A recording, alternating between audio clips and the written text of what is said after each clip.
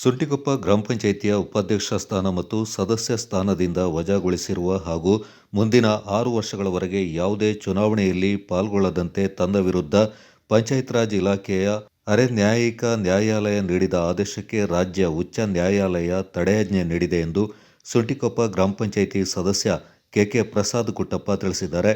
ನಗರದಲ್ಲಿ ಸುದ್ದಿಗೋಷ್ಠಿಯಲ್ಲಿ ಮಾತನಾಡಿದ ಪಂಚಾಯಿತಿ ವ್ಯಾಪ್ತಿಯಲ್ಲಿ ನಡೆಯುವ ಯಾವುದೇ ಕಾಮಗಾರಿ ಪಂಚಾಯಿತಿ ಸಭೆ ಮತ್ತು ಗ್ರಾಮ ಸಭೆಯಲ್ಲಿ ಅನುಮೋದನೆಗೊಂಡು ಇದಕ್ಕೆ ಪಿಡಿಒ ಇಂಜಿನಿಯರ್ಗಳ ಸಮ್ಮತಿಯ ಬಳಿಕ ಜಾರಿಗೊಳ್ಳುತ್ತೆ. ಹೀಗೆ ಅನುಷ್ಠಾನಗೊಂಡ ಕಾಮಗಾರಿಯ ಬಿಲ್ ಹಣದ ಪಾವತಿಯ ಹಕ್ಕು ತನ್ನದಾಗಿರೋದಿಲ್ಲ, ಬದಲಾಗಿ ಅದು ಪಂಚಾಯಿತಿ ಅಧಿಕಾರಿಗಳದ್ದಾಗಿದೆ.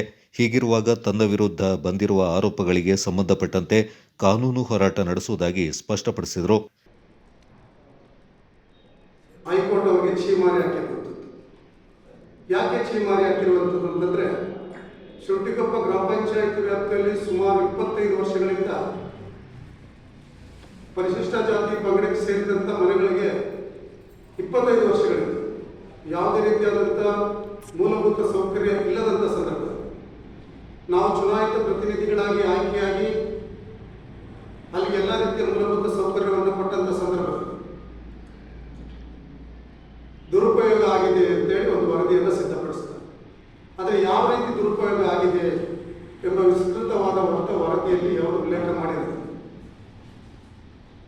ಒಬ್ಬ ಗ್ರಾಮ ಪಂಚಾಯಿತಿ ಸದಸ್ಯನಾಗಿ ನಮ್ಮ ಕರ್ತವ್ಯ ಏನು ಅಂದಾಗ, ಯಾವುದೇ ರೀತಿಯಾದಂತಹ ಗ್ರಾಮ ಪಂಚಾಯಿತಿ ವ್ಯಾಪ್ತಿಯಲ್ಲಿನ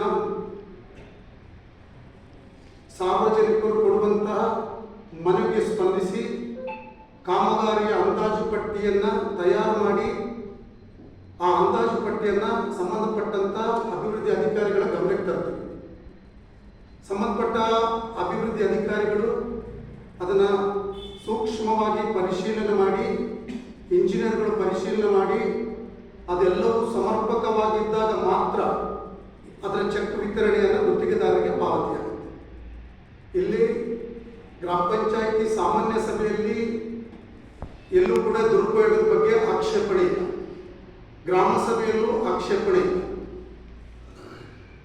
ಗ್ರಾಮ ಪಂಚಾಯಿತಿ ವಾರ್ಷಿಕ ಲೆಕ್ಕ ಪರಿಶೋಧನೆ ಆಡಿಟಿಂಗ್ ರಿಪೋರ್ಟ್ ಅಲ್ಲಿ ಕೂಡ ಎಲ್ಲೂ ಕೂಡ ಆಕ್ಷೇಪಣೆ ಇಲ್ಲ.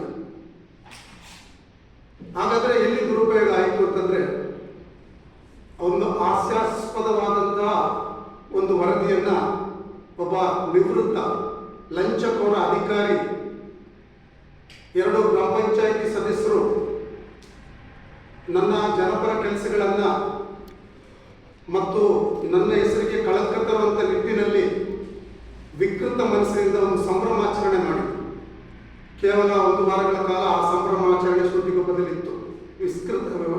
ಅದು ಒಂದು ವಿಕೃತ ಮನಸ್ಸಿನ ಒಂದು ಮನೋಭಾವನೆಯ ವ್ಯಕ್ತಿಗಳು. ಸೊ ಅದಕ್ಕೆ ಮನೆ ಆತ ನಿವೃತ್ತಿಯಾಗಿ ಇವತ್ತಿಗೆ 1 ವರ್ಷ ಆಗಿದೆ. 3.5 ವರ್ಷಗಳ ಹಿಂದಕ್ಕೆ ಆದಂಥ ಕಾಮಗಾರಿ ಇಲ್ಲ. ಇಲ್ಲಿಂದ ವರದಿ ಮಾಡಬೇಕು, ಇಲ್ಲಿಂದ ನಮಗೆ ಶೋಕಾಸ್ ನೋಟಿಸನ್ನು ಕೊಡಬೇಕು. ಯಾವುದು ಈ ರೀತಿ ದುರುಪಯೋಗ ಆಗಿದ್ರೆ ಪಂಚಾಯಿತಿ ಅಭಿವೃದ್ಧಿ ಅಧಿಕಾರಿಗಳಿಂದ ನಮಗೆ ಶೋಕಾಸ್ ನೋಟಿಸ್ ಮಾಡಬೇಕು. ಆ ಶೋಕಾಸ್ ನೋಟಿಸ್ ಮಾಡಿರೋದಿಲ್ಲ. ಮತ್ತು ಪಂಚಾಯಿತಿ ಅಧಿಕಾರಿಗಳು ಬಹಳ ಸ್ಪಷ್ಟವಾಗಿ ಹೈಕೋರ್ಟ್ಗೆ ಹೇಳಿಕೆಯನ್ನು ದಾಖಲು ಮಾಡಿದರೆ ಇಲ್ಲಿ ಎಲ್ಲೂ ಕೂಡ ದುರುಪಯೋಗ ಕಂಡು ಬಂದಿರುವುದಿಲ್ಲ. ನಾನು ಖುದ್ದಾಗಿ ಹೋಗಿ ಪರಿಶೀಲನೆ ಮಾಡಿ ಎಲ್ಲವೂ ಸಮರ್ಪಕವಾಗಿದೆ ಎಂಬುದನ್ನು ಖಾತ್ರಿಪಡಿಸಿದ ನಂತರದಲ್ಲಿ ನಾನು ಇದರ ಚೆಕ್ ವಿತರಣೆ ಮಾಡಿದ್ದೀನಿ. ನಮಗೆ ಚೆಕ್ಕಿಗೆ ಯಾವುದೇ ಕಾರಣಕ್ಕೂ ಸಹಿ ಹಾಕಲಿಕ್ಕೆ ನಮಗೆ ಅವಕಾಶ ಇಲ್ಲ. ನಮ್ಮ ಕೆಲಸ ಏನಂತಂದರೆ, ನಾವು ಕಾಮಗಾರಿಯ ಅನುದಾನ ಪಟ್ಟಿಯನ್ನು ತಯಾರು ಮಾಡಿ ಅಭಿವೃದ್ಧಿ ಅಧಿಕಾರಿಗಳ ಕೈಗೆ ಕೊಡ್ತೇವೆ. ಅವರು ಪರಿಶೀಲನೆ ಮಾಡಬೇಕಾಗಿದ್ದ ಅಧಿಕಾರ ಅವರಿಗಿರುತ್ತೆ. ಆದರೆ ಇದೊಂದು ತೀರ್ಮಾನ ತುಂಬ ಕರ್ನಾಟಕದಲ್ಲೇ ಸಂಚಲನ ಆಗಿರುವಂಥದ್ದು. ಹಾಗಾಗಿ ನಾನು ಪ್ರಿನ್ಸಿಪಲ್ ಚೀಫ್ ಸೆಕ್ರೆಟರಿ ಕೂಡ ನೋಟಿಸ್ ಮಾಡಿದ್ದೀನಿ. ಹಾಗಾಗಿ ಮುಂದಿನ ದಿನಗಳಲ್ಲಿ ನಾವು ಮಾನನಷ್ಟ ಮೊಕದ್ದಮೆಯನ್ನು ಕೂಡ ಹಾಕ್ತಾ ಇದ್ದೀವಿ. ಗೋಷ್ಠಿಯಲ್ಲಿ ಗ್ರಾಮ ಪಂಚಾಯಿತಿ ಸದಸ್ಯರಾದ ಕೆಎಂ ಆಲಿಕುಟ್ಟಿ, ಎ ಶಬೀರ್ ಹಾಗೂ ಗ್ರಾಮಸ್ಥ ಕೆಕೆ ಹರೀಶ್ ಕುಮಾರ್ ಪಾಲ್ಗೊಂಡಿದ್ದರು.